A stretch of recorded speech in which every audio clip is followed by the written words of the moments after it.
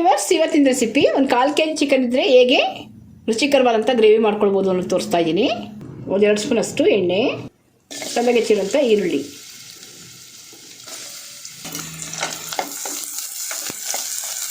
ಈರುಳ್ಳಿ ಸ್ವಲ್ಪ ಫ್ರೈ ಆಗಬೇಕು. ಈರುಳ್ಳಿ ಸ್ವಲ್ಪ ಫ್ರೈ ಆದಮೇಲೆ ಚಿಕನ್ ಹಾಕ್ತಾಯಿದ್ದೀನಿ.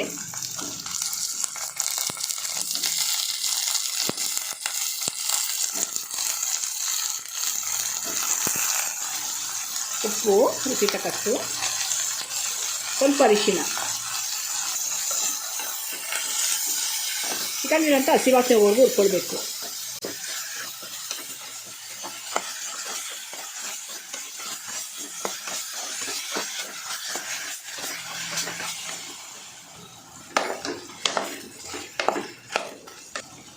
ಟೊಮೊಟೊ ಹಾಕ್ತಾಯಿದ್ದೀನಿ. ಈಗ ಟೊಮೊಟೊ ಜೊತೆ ಕೂಡ ಚೆನ್ನಾಗಿ ಫ್ರೈ ಮಾಡ್ಕೊಳ್ಬೇಕು.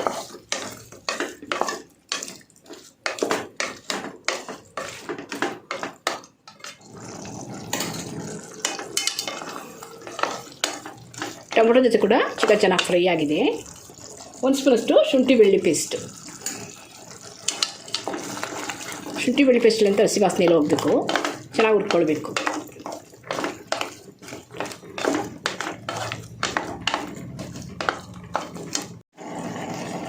ಶುಂಠಿ ಬೆಳ್ಳುಳ್ಳಿ ಪೇಸ್ಟಲ್ಲಿ ಹಸಿ ವಾಸನೆ ಹೋದ್ಮೇಲೆ ಅಚ್ಚಕಾರದ ಪುಡಿ ಹಾಕ್ತಾಯಿದ್ದೀನಿ.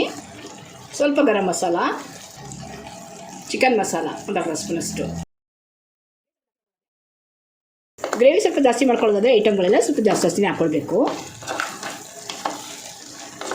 ಒಂದು 1/4 kg ಚಿಕನ್ ಇರೋದ್ರಿಂದ ಅದಕ್ಕೆ ತಕ್ಕಾಗೆ ಗ್ರೇವಿಗೆ ಬೇಕಾಗಿರೋಂಥ ಮಸಾಲೆಗಳು ಹಾಕಿದ್ದೀನಿ.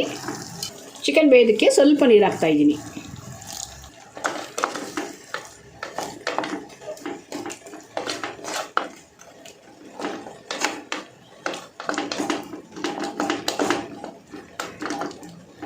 ಚಿಕನ್ ಚೆನ್ನಾಗಿ ಉಪ್ಪು ಖಾರ ಎಲ್ಲ ಇಟ್ಕೊಳ್ಳೋದಕ್ಕೋಸ್ಕರ ಮೀಡಿಯಮಲ್ಲಿ ಇಟ್ಕೊಂಡು ಒಂದು 5 ರಿಂದ 6 ನಿಮಿಷದ ಕಾಲ ಬೇಯಿಸ್ಕೊಳ್ಬೇಕು.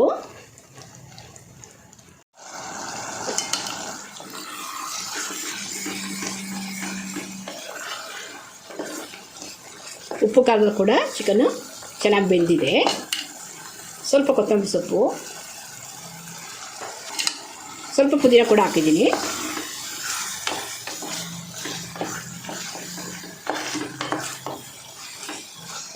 ಒಂದು 1/4 kg ಚಿಕನ್ ಇದ್ದರೆ ರುಚಿಕರವಾದಂಥ ಗ್ರೇವಿನ ಈ ಥರ ಮಾಡ್ಕೊಳ್ಬೋದು.